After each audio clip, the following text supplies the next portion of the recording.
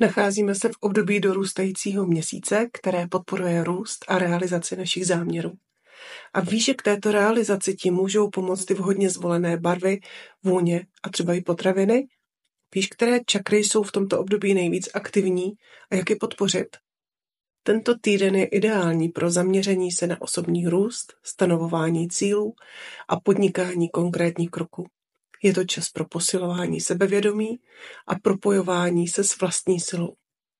Pro podporu kořenové čakry můžeme použít afirmaci. Jsem v bezpečí a pevně zakotvená v přítomném okamžiku. A proč je vhodné řídit se lunárními cykly? No, protože luna ovlivňuje nejen příliv a odliv v oceánu, ale také naší energii, emoce a vnitřní nastavení.